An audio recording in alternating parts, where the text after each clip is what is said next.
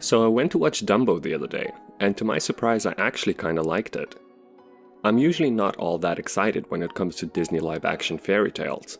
And aside from Jon Favreau's Jungle Book, I haven't really enjoyed any of them beyond the point of it being kinda neat to see these classic animated stories brought to life. And don't get me wrong, I'm not saying that Dumbo is anywhere near as good as the Jungle Book, but it's also not as formulaic as Cinderella, or as sappy as Beauty and the Beast. And I think this is largely due to the fact that the director Tim Burton changed the original story a lot. Like a whole lot.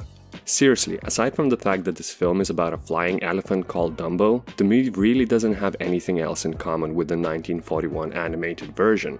It has a different premise, a different antagonist, and even a different message. And all of these changes ultimately work in the favor of the movie, since many audiences' chief complaint about these live-action reimaginings of Disney classics is that it often ends up being a beat-by-beat retelling of the original, so why even do it? Other than, a license to print cash. But in the case of Dumbo, it really didn't feel like a cold and calculated cash grab. Sure, there is definitely elements of that here, but it's not all that this movie is.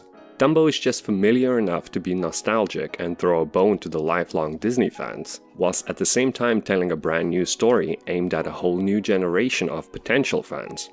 And in my book, that's pretty much the only good reason why any remake, reboot, or reimagining should ever exist. So at the very least, you gotta give Tim Burton credit for that. And speaking of Tim Burton, if ever there was a more divisive director than him, I mean, we all love his movies, but none of us can ever agree which ones are pure gold and which ones are garbage on fire. There are even some maniacs out there who claim that Alice in Wonderland was a misunderstood piece of art. And those people are obviously crazy, but the point still stands. You either like Tim Burton for his style or his substance. And sadly, Dumbo is not really likely to appeal to either of those two camps, since it exists somewhere smack bang in the middle. It's heavily stylized like some of the more iconic Tim Burton works, but it never quite captures your imagination like Edward Scissorhands or Beetlejuice did. And it also tries to connect to its audience on an emotional level, but never really elicits the same response as Big Fish or Frankenweenie did. A criminally underrated stop-motion animation, by the way. If you haven't seen Frankenweenie, stop this and go watch it now. Dumbo can wait.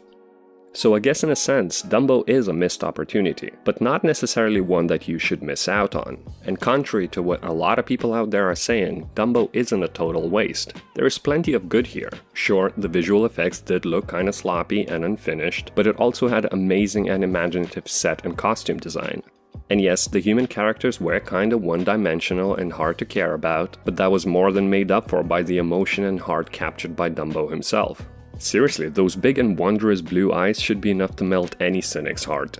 And I'm not even talking about the pink elephant scene, which alone makes this movie a worthwhile experience. And let's give credit where credit is due. At least Tim Burton tried to do something interesting with his Disney classic.